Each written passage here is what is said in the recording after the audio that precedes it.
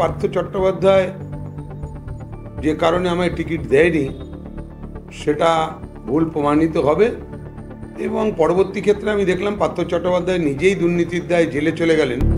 দীর্ঘদিন দল বা আমাদের বিধায়ক বা আমাদের এমপি সেইটা সঠিকভাবে দলের কাছে বোঝাতেও পারলেন না, দলও বোঝবার চেষ্টা করলেন না।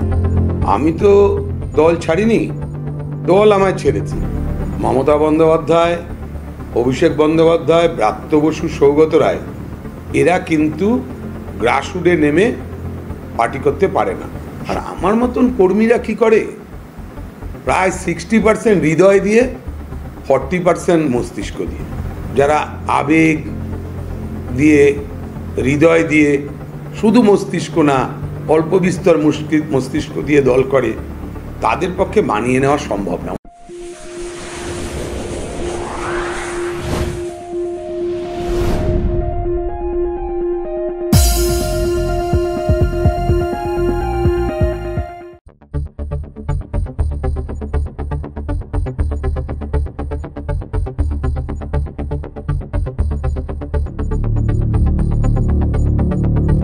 এই কনফিডেন্স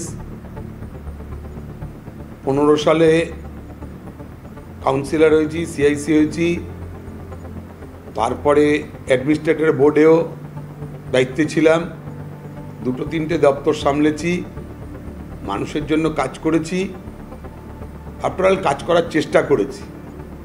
পরবর্তী ক্ষেত্রে দল দায়িত্ব দিয়েছে ব্রাত্য বসু 2 নম্বর ওয়ার্ড, সেখানেও সর্বাধিক ভোটে জিতেছে।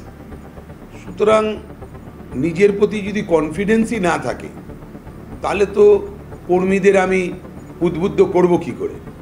আর আমাদের এলাকার যে কর্মীরা, আমি সব কর্মীদেরই বলবো, তারা প্রত্যেকেই, সব এলাকার কর্মীরাই প্রচণ্ড ভালো, কিন্তু যদি আমরা তাদের ঠিকঠাক করে পরিচালনা করি, আমাদের মতন যারা কাউন্সিলর তারা ঠিকঠাক মতন পরিচালনা করি, এই কনফিডেন্স সবার মধ্যেই থাকা উচিত। আমি আমার ওয়ার্ডের মানুষকে নিয়ে পরিচালনা করেছি, তাদের বড়দের পরামর্শ শুনেছি, আমি নির্দলে দাঁড়িয়েও দেখেছি 96% ভোট পেয়েছি। আর এটা তো 24 সাল বলে না, আপনি দেখবেন এগুলো তো বাম গড় ছিল। 15 সালের পর থেকে যেভাবে ভোট বেড়েছে, লোকসভা বিধানসভা প্রত্যেকটা সময় লোকসভার রেকর্ড ভেঙেছে আমাদের ওয়ার্ডে, বিধানসভার রেকর্ড ভেঙেছে আমাদের ওয়ার্ডে, পৌরসভার রেকর্ড ভেঙেছে আমাদের ওয়ার্ডে। তাহলে আমি বলে কিছু হয় না, আমরা কাজ করতে পেরেছি বলেই আমরা এই রেকর্ডগুলো ভাঙতে পেরেছি। আর এই যে আপনি বললেন যে সব থেকে বেশি ভোটে জিতবো, আমরা তো 3বারই বেশি ভোটে জিতেছি, তো এইবার অন্যতা হবে কেন?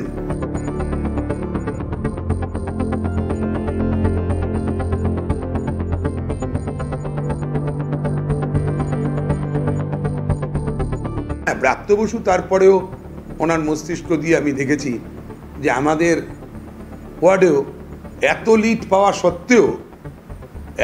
পাওয়া সত্ত্বেও ব্রাত্য বসু হাইস্ট ভোটে জিতছে, সৌগত রায় হাইস্ট ভোটে জিতছে, তারপরেও আমাদের ওয়ার্ডে 2-1 আছে তারা নিজেদের তৃণমূল বলে। আমার মন্ত্রী ব্রাত্য বসুই বলল 21 সালে যে চ্যাটার্জি কিন্তু বিজেপিকে ভোট দিয়েছে, তার নিজের নির্বাচনে তিনি নিজেই আমায় বললেন। তারপরে আবার তিনি ব্যালেন্স করেন, তিনি তাকে ফোন করে বলেন যে তুমি একবার এসো না রবীন্দ্র ভবনে। তা আমার তাতে খুব খারাপ লেগেছে যে এই রাজনীতি কেন, উনি এই মস্তিষ্ক কেন ব্যবহার করে আমি জানি না। উনি কি সন্তুষ্ট না যে আমরা তো 1900 কত ভোটে লিড দিচ্ছি, ওনাকে বিধানসভায় হাইস্ট ভোটে লিড দিচ্ছি, ওনাকে মানে তারপরেও কি কিছু একটা চাপে রাখার কৌশল হয়? এই চাপে রাখাটা কি খুব দরকার? মানে হাইস্ট ভোটে জেতার পরেও এইটা দূরত্ব বাড়িয়ে দেয়।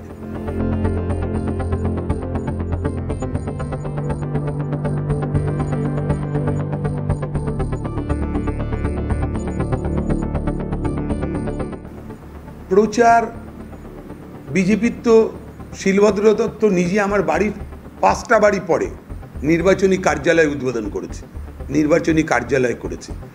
আমি মিলনচক্র ক্লাবের সামনে ওদের মিটিং হচ্ছিল, বিজেপির, আমি ঠিক মঞ্চের পেছনে বসেছিলাম। কারণ আমি দেখেছি যে আমাদের সাথে দল করতে একটা সময়, আমি যখন তৃণমূল কংগ্রেস করতাম, তাদের মধ্যেই কয়েকজন বিজেপিতে গেছে।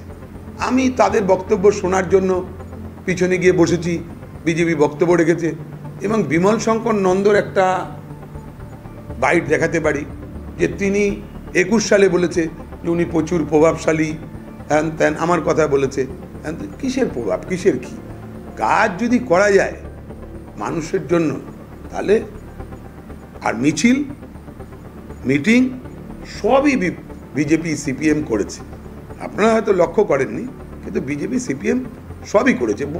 ব্যানার, হোর্ডিং, পোস্টার, নির্বাচনী কার্যালয় সবই ওরা করেছে। হ্যাঁ, ভোটের দিন এরা কোনো বাইরে বুথ বা ক্যাম্প করেনি। তো তার জন্য তো কর্মীর দরকার হয়, তার জন্য তো জনগণের দরকার হয়, পাবলিকের দরকার হয়। সেইটা হয়তো তাদের সাথে, এইটা তো আর আমরা জোগাড় করে দিতে পারবো না।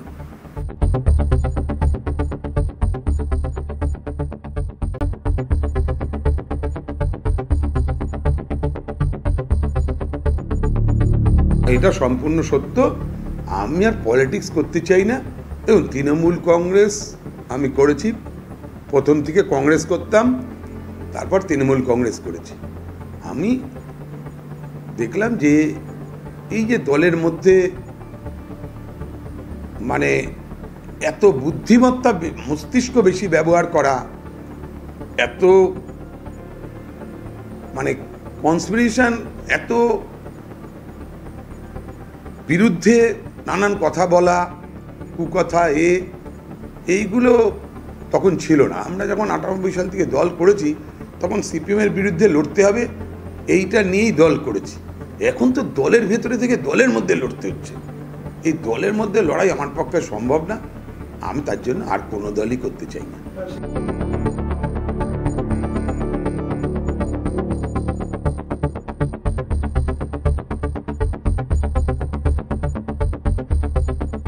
না, তাদের কোনো অসুবিধা হবে বলে আমার মনে হয় না।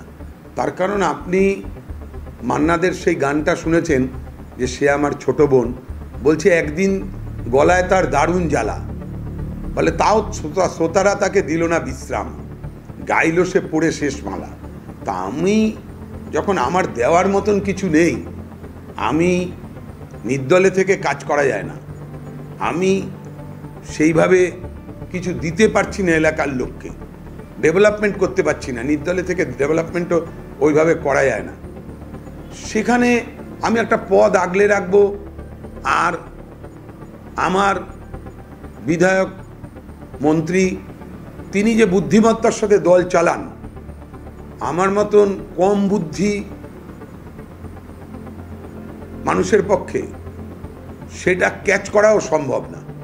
তা আমি তার বুদ্ধিমত্তার সাথেও পারবো না, তারপরে আমি নির্দলে থেকে কাজও করতে পারবো না। আমি আমার যারা ভালোবাসে, যারা ভোট দিয়েছে, তাদের কাছে ক্ষমা চেয়ে নেব, বলবো যে আমি এটা ভুল করেছি, আমি নির্দলে দাঁড়িয়ে পড়েছিলাম, এটা রাগ বা জেদ বা আবেগ, এইসব কারণে আমি তো সেভাবে কাজ করতে পারছি না, আপনারা আমায় ক্ষমা করে দিন। আমার মনে হয় তারা আমায় ক্ষমা করে দেবে।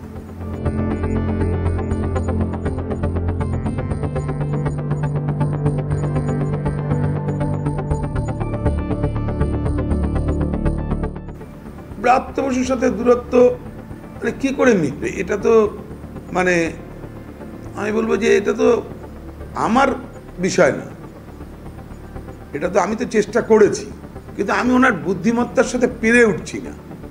সেখানে আমার ব্যর্থতা, ওনার তো কোনো ব্যর্থতা নেই, আমার ব্যর্থতা যে আমি ওই আমার মস্তিষ্ক যদি না করে ধরতে পারে, সেখানে আমি জোর করে কি পারবো?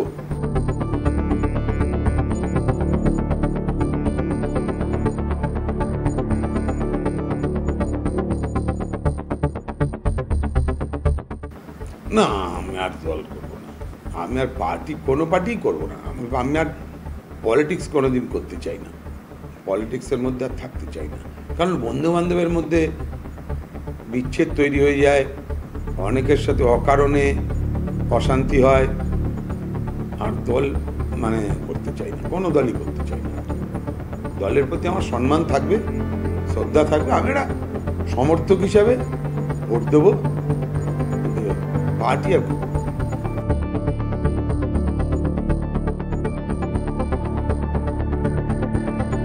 না, অবশ্যই ব্যর্থ।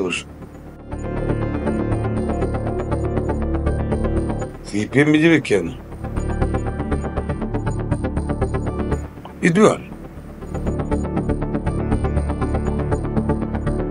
দাহাগণের মাঠে বেশি ভালো।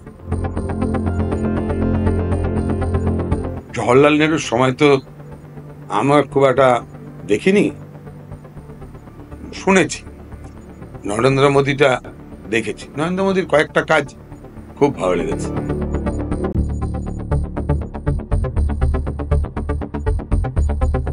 তা আমি যখন আমার দেওয়ার মতন কিছু নেই, আমি নির্দলে থেকে কাজ করা যায় না। শিলভদ্র দত্ত নিজে আমার বাড়ির 5টা বাড়ি পরে নির্বাচনী কার্যালয় উদ্বোধন করেছে। এটা তো আমি তো চেষ্টা করেছি, কিন্তু আমি ওনার বুদ্ধিমত্তার সাথে পেরে উঠছি না। সেখানে আমার ব্যর্থতা, ওনার তো কোনো ব্যর্থতা নেই। উনি কি সন্তুষ্ট না যে আমরা তো 1900 কত ভোটে লিড দিচ্ছি, ওনাকে বিধানসভায় হাইয়েস্ট ভোটে লিড দিচ্ছি, ওনাকে মানে তারপরেও কি কিছু একটা চাপে রাখার কৌশল হয়? না, আমি আর দল করবো না, আমি আর কোনো পার্টিই করবো না। আমি আর পলিটিক্স কোনোদিন করতে চাই না, পলিটিক্সের মধ্যে আর থাকতে চাই না।